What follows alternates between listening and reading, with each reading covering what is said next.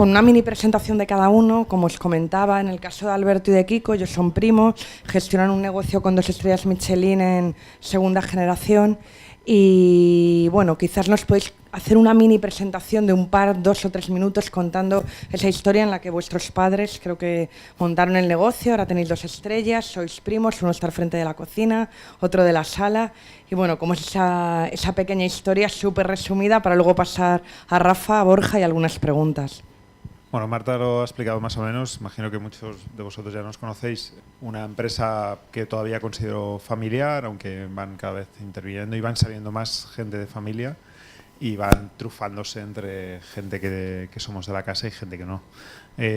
Al final, es cierto que estamos ahora mismo en una fase, vamos a llamarle, de intentar crecer o intentar evolucionar dentro de la empresa.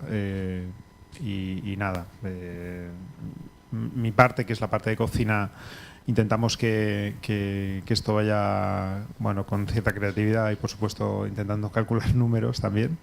Y nada, no sé si quieres añadir algo. Bueno, yo me encargo de la parte de sala, nos repartimos un poco, tenemos una especie de cogerencia compartida, ¿vale? Y bueno, al final Kiko se enfoca hacia una cocina entre comillas local, puesto a del territorio, y una parte de sala me encargo del servicio y la parte de gestión de compras de bebidas.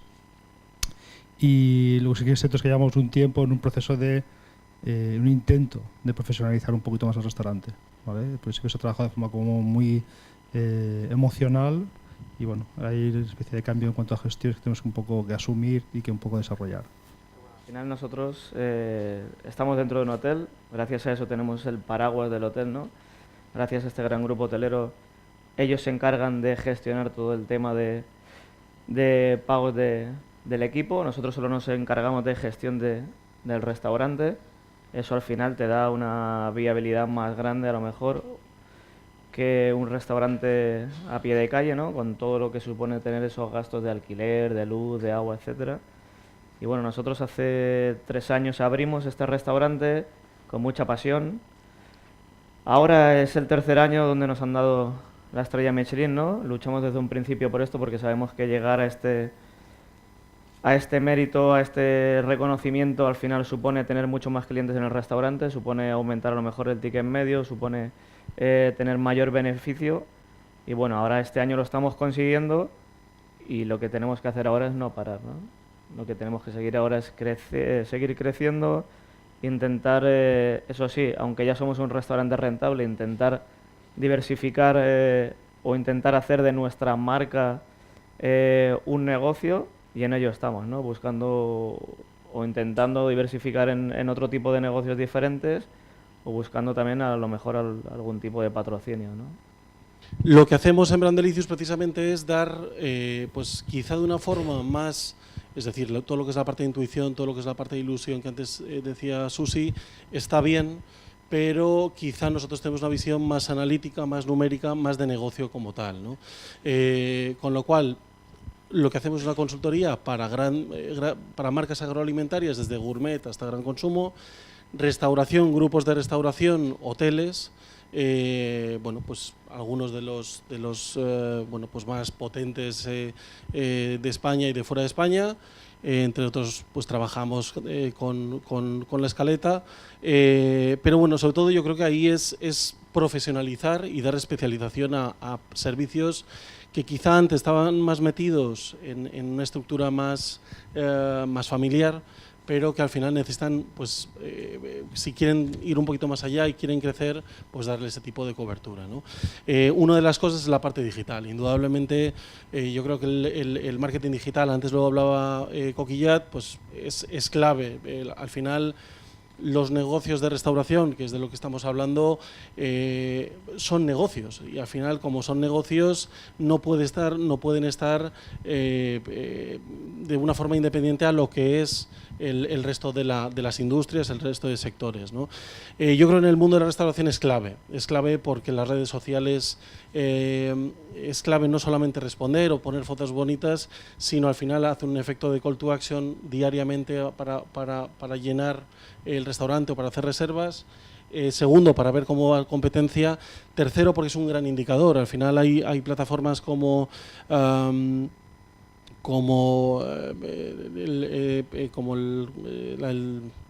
Búho, TripAdvisor, que no nos gustan mucho como usuarios, no nos gustan mucho como restauradores, pero que sí que tienen un público enorme que sí que la sigue y que sí que tenemos que dar respuesta, ¿no?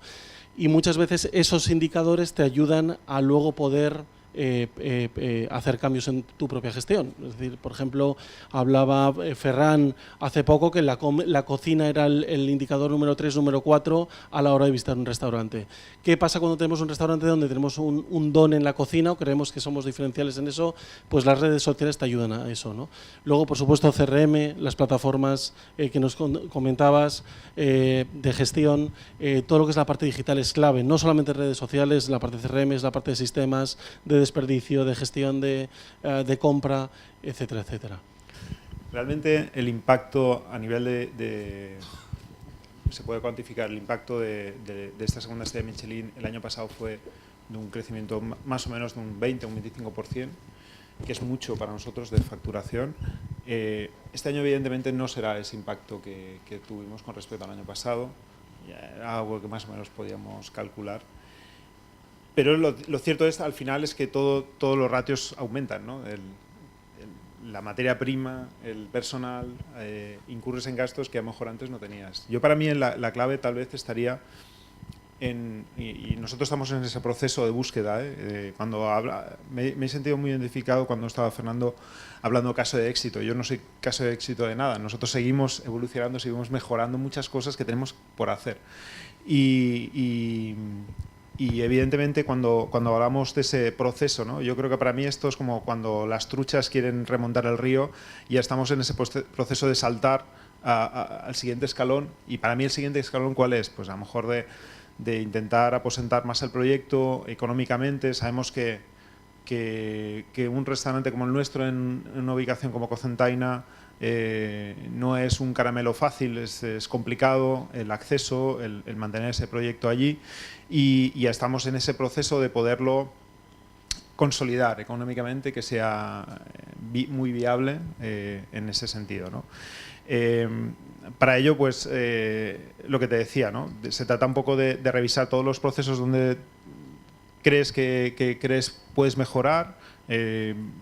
Yo ahora mismo estamos muy preocupados, entre comillas, o estamos prestando mucha atención a identificar el cliente antes de que llegue a nuestra mesa, qué es lo que espera de nosotros, cómo lo espera, de qué manera, ¿no? Desde el momento que reserva, y estamos ahora mismo, por ejemplo, en ese proceso, ¿no?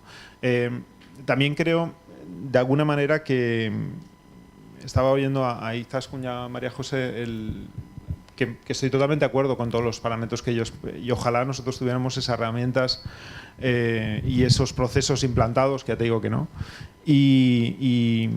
Pero al mismo tiempo, yo tuve la oportunidad de estar en el Bulli en el 98.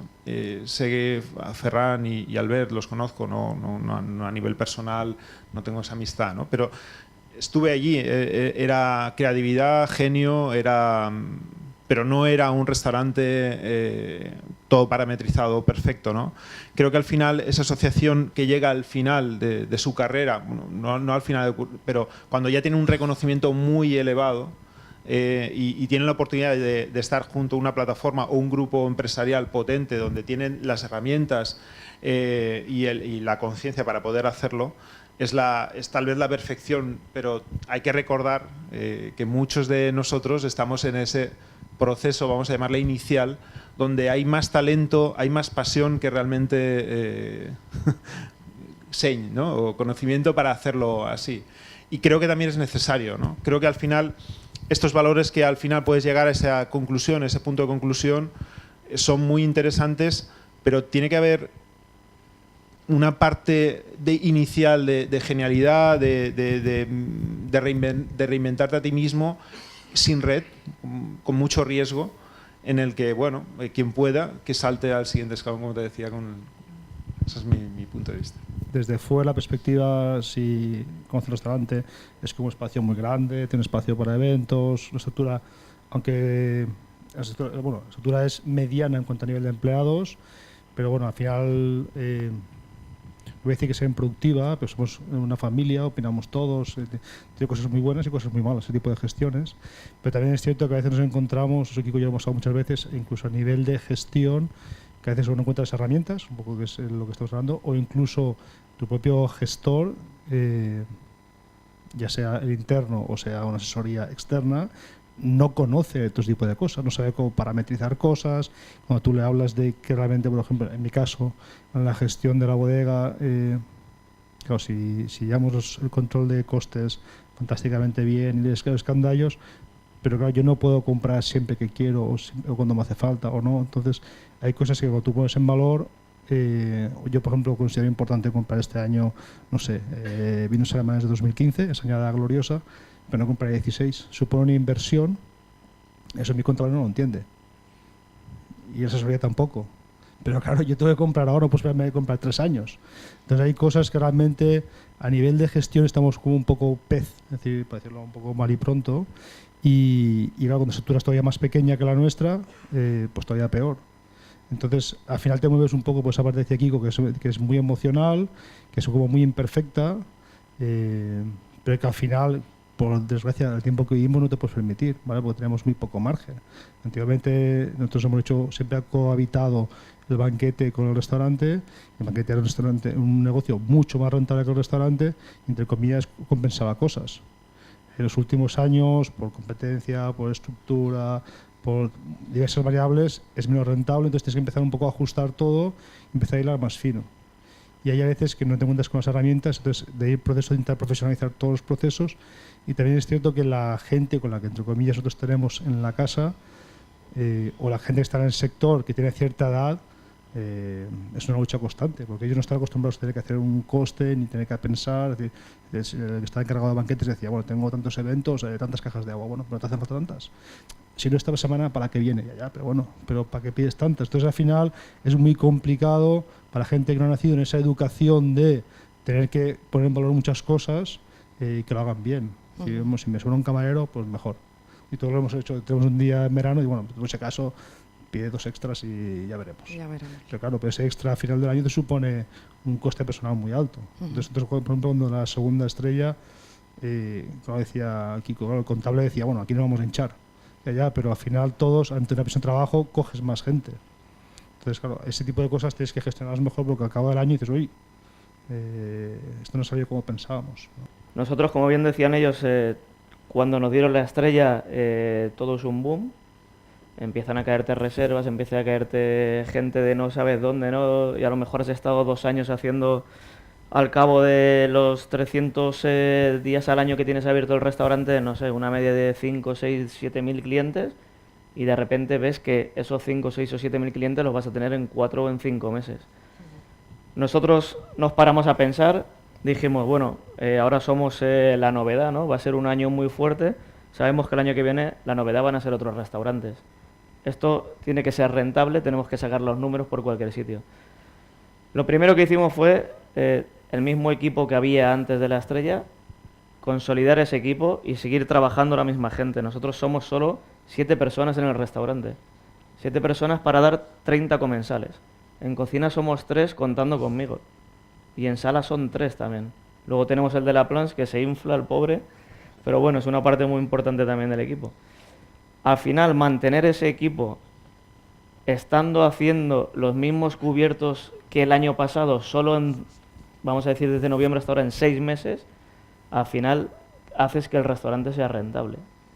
Nosotros ahora mismo hemos tenido unos beneficios en 6 meses de 70.000 euros. Sí que está claro que nunca quieres parar de crecer. De esos 70 ya nos vamos a gastar ahora 50 para reformar toda la sala y todo el hall del restaurante, que en esta semana lo están haciendo y mañana abrimos ya otra vez cara al público y vamos a tener un restaurante nuevo, ¿no? Pero al final es lo que hay que hacer, hay que tener los pies en el suelo, saber lo que tienes y lo que te puedes gastar. Nunca te puedes gastar más de lo que en realidad tienes, porque si no ya sabes que va a ser el caos, ¿no? Lo que tienes que hacer es siempre ir paso a paso. Y nosotros somos un restaurante relativamente joven. Yo como cocinero me fijo mucho en gente como como Kiko, ¿no? Que lleva toda la vida trabajando en cocina, un señor, un tío con los pies en el suelo, un tío que nunca se ha creído nada. No es porque lo tenga aquí. Tanto Kiko como Alberto son empresas familiares. Yo, al fin y al cabo, también vengo, ¿no? de estar o de empezar en una empresa familiar con mi familia, con mis padres, y todo eso lo entiendes, ¿no? Eso te ayuda también a tener los pies en el suelo. Y aunque, entre comillas, estés en un gran grupo hotelero y no juegues con tu dinero, pero tienes que saber que tienen que salir los números, y aunque no sea tu dinero, no jugar con el dinero de una persona ajena, ¿no? Y al final esa confianza que han depositado en ti, devolvérsela en beneficios en el restaurante y en esa parte pasional, emotiva, y ahora mismo que, vamos a decir, no me sale la palabra exacta, pero el punto de excelencia que le podemos dar con el restaurante al hotel, ¿no? ¿Vosotros tenéis solamente el formato de menú degustación? No, nosotros ¿Tenéis tenemos la posibilidad carta de y menú carta? degustación. Y solamente un menú. Tenemos 3 menús, uno de 7, uno de 9 y uno largo de 19, y luego aparte tenemos la carta. Vale. Yo creo primordial que el abanico tiene que estar abierto. Eso Soy de las personas que le gusta que el cliente cuando viene al restaurante disfrute. No soy de las personas que cuando entras a un restaurante ya todo sean reglas que tienes que seguir, ¿no? El móvil apagado, solo puedes comer mesa completa, solo puedes beber agua de 2 a 3, solo Sino puedes... que haya cierta flexibilidad. Sino que haya para el cierta flexibilidad. Al cliente. final, cuando sales de tu casa, sales a disfrutar. Y si entras a un sitio Y son todo y imposiciones. son todo ¿no? imposiciones, dices, me cago en la hostia. Si salgo a disfrutar y este tío ya me está diciendo, solo puedes comer esto, solo puedes beber esto y solo puedes ir al baño de 1:30 a 2. Al final, no sé, yo creo que no se disfruta, ¿no? Yo creo que quien está mejor en disposición de éxito, por David Muñoz, ¿no? Él puede plantear, decir, no, pues mira, las mesas tienen que ser de 2, de 9 y tal, me parece genial, pero porque lo tiene petado y puede apretar mucho. Y son poquísimos casos, ¿no? A Y- lo y mejor está que en sean Madrid. tan llenísimos. Estamos hablando Él está en de- Concentaina, yo en Calpe, que No, parece que no, pero totalmente. estamos en No, el pero culo del por mundo. eso que son buenas ideas. Yo el hecho de pagar la reserva por anticipado, son ideas para mí geniales que yo creo que lo pueden aplicar aquellos que realmente lo pueden hacer. Me refiero en mi caso, por ejemplo, si yo le hago pagar la reserva a un señor, ¿vale? Y viene a mi casa y está él y otra mesa, ya... ¿De qué vas? ¿no? ¿De qué va, Un poco no? que es Un un poco poco. absurdo. Entonces, también es cierto que son medidas que quitan clientes. Es decir, yo sí. estoy convencido que mis clientes habituales, que llevan viniendo a mi casa mucho tiempo, porque esto si lo aplicas, lo tienes que aplicar para todo el mundo, porque es así. O sea, si yo aplico que tienen que hacer la reserva vía web y que tienen que dar un precio por adelantado, yo soy consciente de que muchos clientes míos habituales sé que se van a mosquear y no van a venir. Entonces, y lo entiendo perfectamente, que lo hagan, pero cuando tienes un restaurante lleno, que sabes que tiene que funcionar Y que te lo puedes 100%. permitir de alguna forma. Claro, pero si no- entiendo que una inversión tan potente, con tanta gente y tal, tiene que ir, el restaurante tiene que ir al 100%, si no los números bailan. Entonces me parece bien, no es mi caso, por ejemplo. Vosotros, vuestra oferta, ¿cómo la tenéis estructurada? Igual que Rafa ha explicado que carta y 3 opciones de menú, para explicárselo a la gente. Bueno, nosotros, es cierto que ha sido un debate que ha estado muchas veces encima de la mesa.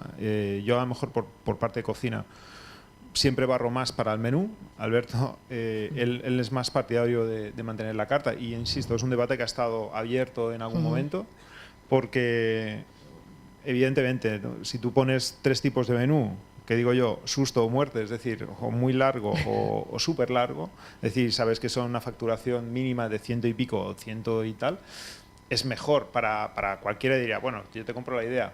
El tema es un poco a lo que te decía antes, ¿no? Evidentemente lo puedes hacer. Nosotros también es cierto que llevamos un histórico, es decir, no abrimos de repente, porque yo creo muchas veces cuando abres de repente un espacio y dices, yo juego a esto, y la gente lo entiende y lo asimila perfectamente. Cambiar las normas de juego a veces es complicado, ¿no? Y en nuestro caso mantenemos la carta por varios motivos. Uno, porque, insisto en ese punto, ¿no? Habría, y a lo mejor es un debate más amplio, ¿no? El modelo todos somos restaurantes con 2 o 3 estrellas y tal, y parece que todos seamos iguales y no es así. Cada caso es diferente, esto no es una franquicia de estrellas y cada cual juega sus bazas. En nuestro caso, a nivel sí que te puedo decir que mantenemos la carta porque tenemos clientes habituales que vienen a visitarnos al cabo del año X veces. Hay restaurantes que a lo mejor plantean una estrategia de decir, yo quiero que vengas a mi casa y te voy a dar un menú que te va a flipar, pero que sé que vas a tardar en venir un año mínimo o más, y es una estrategia muy diferente. Y el nuestro, pretendemos que, ya que no tenemos tanta rotación, que la gente que está a nuestro alrededor pueda visitar nuestra casa varias veces al año o al tiempo, ¿no? Entonces, eso solo te lo permite si tienes carta. Si tienes un menú en el que te tienes que cascar 20 o 30 platos, no podríamos llamar que tendrás muchos clientes habituales, ¿no? Porque además el foodie, como tal, como definición, implica que va a visitar muchos restaurantes, muchas propuestas, ¿eh? Entonces, con la carta lo hemos tenido así. Tu visión sobre esta forma de estructurar la oferta de un restaurante, tú como cliente, pero también como consultor, que me imagino que a tus clientes luego les tienes que explicar, si tuvieras que valorar. Bueno, yo creo en el cliente empoderado del que hablaba Deloitte hace unos años, que tú también recogiste en el libro. Yo creo que sí que hay que darle cierta flexibilidad. Es verdad que hay algunos modelos que se lo pueden permitir, como puede ser Diverso y otros 3 más. Ojo, el sello de Can Roca quitaron la carta hace un par de años, no más. 4 o 5, pero no tanto. Pero ya tenían la tercera, ya tal, ¿no? Y era más una lectura más romántica, quizá. Pero yo creo que es verdad que el cliente sí que necesita un cierto grado de personalización, de romper el protocolo, de darle opción y libertad para que él pueda elegir dentro de la experiencia, aunque sea un poco impostado, pero sí que darle esas oportunidades. En el Barri, por ejemplo, pues o sea, siguen, hay menús, pero sigue la carta en casi todos. Varios, sí. Entonces yo creo que sí que hay que darle esa libertad, ¿no? Al final es verdad y además hay todo tipo de modelos. Hay modelos gastro y hay otros modelos más democráticos. Entonces yo creo que al final, claro, la gastronomía se ha convertido en una plataforma de lifestyle, como antes podía ser comprar discos o ir al cine. Ha recogido necesidades de gente de socializar. Entonces hay mucha gente que no va a un restaurante solamente a comer bien, sino que va a otro tipo de cosas, ¿no? A vivir una experiencia y demás. Y dentro de esa experiencia está esa parte de elección y de darle cierta flexibilidad. Bueno, aunque no os lo creáis, ya me están diciendo que tenemos que terminar, que es súper rápido, pero sí que me gustaría, ya que llevamos toda la mañana hablando de emprendimiento gastronómico. Bueno, Kiko y Alberto además estuvieron en otro Culinary Action que hicimos en Valencia hace un par de años, y sí que es verdad que aquí habrá gente o que está emprendiendo, que quiere emprender o que ya tiene negocios en marcha, y quizás, no sé si esos tips o esa visión vuestra sobre ¿qué le diríais a alguien que está empezando ahora o que quiere empezar ahora, o gente que incluso está trabajando con vosotros, pero igual en un par de años decide emprender por su cuenta? ¿Hay hueco o no hay hueco en la provincia de Alicante para hacer algo? Es muy complicado. Hay oportunidades en lo casual, que cambien de profesión y de sector. Que se quite de la idea, y si aún así se empeña, yo lo que le propondría, claro, en mi caso, insisto, es diferente porque mis padres y mis tíos me han dejado equivocarme muchas veces. Creo que es una oportunidad que no todo el mundo tiene. Yo la he tenido y tal vez por eso estoy aquí. Bueno, porque al final las empresas marcamos pautas y a veces no dejamos que se nos vaya nadie, ¿no? por el carril de la izquierda, ¿no? Creo que es importante dejar ese margen a tu gente que tienes en tu casa para que se equivoquen y que tengan esa parte de creatividad, ¿no? Siempre viva, ¿no? Esa llamita que esté siempre viva. Bueno, al margen de esto, yo si tuviera que empezar ahora, desde mi punto de vista, les pediría que a lo mejor cogieran un espacio que ya estuviera construido, que tuviera todas las licencias, permisos, etc. Esto es importante. Un traspaso, un bareto, una cosita. Creo que a día de hoy, si lo haces bien, gracias a las redes sociales y a la difusión que se da, puedes llegar muy alto desde cualquier lugar, desde cualquier barcito, desde cualquier cosita, que esto enseguida llega, ¿no? Con mucha paciencia, con mucha humildad, para aprender de tus propios errores. Creo que se puede llegar a cualquier lado, con paciencia, por supuesto, y llegar algún día, quién sabe, que el grupo Barri te contrate y esté con ellos de partner y tal. Pero desde cero yo creo que se puede empezar, sí. Alberto. Bueno, yo tengo una mentalidad como muy romántica, ¿no? Y yo creo que sería un mal gestor en cualquier cosa que hiciera. Pero también creo que si las cosas se hacen bien, al final todo tiene su fruto. Lo que creo que hay que tener claro es que eso exige una cantidad de trabajo y esfuerzo ingente, ¿vale? Que hoy tenemos una imagen de éxito como demasiado fugaz y eso es falso. ¿Vale? Bueno, es falso si los hay, ejemplos los hay, ¿vale? Pero normalmente necesita como mucho más tiempo de desarrollo. Es decir, antiguamente en cualquier sector nadie hablaba de éxito por debajo de los 40 o los 50 años, pero tampoco hablaban de madurez profesional. Es decir, un sumiller a los 20 años de experiencia. Y de hoy la gente quiere ser como muy brillante, muy famoso y todo muy rápido, y eso no funciona así. Bueno, yo creo que no funciona así. Yo tengo un concepto un poco de hormiga y en el caso de que nos ocupa de trabajo artesano, ¿vale? Se trabaja un poco de picar piedra todos los días, ¿vale? Voy a hacerlo mejor, voy a pensar todos los días cómo puedo mejorar, y eso no es fácil. Y puede que en el proceso pues se vaya todo al garete, pero bueno, hay que volver a empezar. Y yo creo que si al final se hace bien, se llega.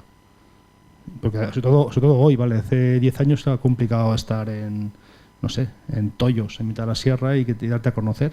Porque una campaña en información valía una pasta, no puedes salir del país. Es decir, los periodistas gastronómicos no te conocían, pero tú puedes hoy contactar directamente con el principal escritor del mundo y conseguir que al menos te haga caso.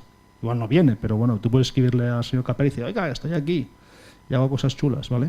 Tenemos capacidad para eso, eso acelera un poco los procesos, pero claro, tiene que haber un fondo detrás, ¿vale? Y a veces la gente quiere ir como muy rápido, es decir, la gente se cree... Yo cuando hice cursos sumilleres, recuerdo un compañero que me dice, bueno, hoy ya puedo pedirle a mi jefe más salario. Y digo, ¿por qué? Y dice, porque ya tengo el título. Y digo, pero es el mismo tío que ayer. Es decir, saber lo mismo que sabías ayer. Esto no funciona así, ¿no?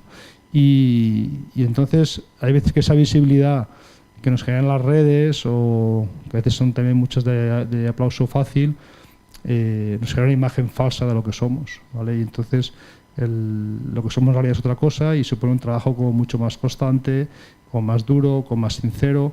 No hay que perder de perspectiva de que al final si hay un figura dentro de un restaurante es el que está sentado a la mesa y no nosotros, ¿vale?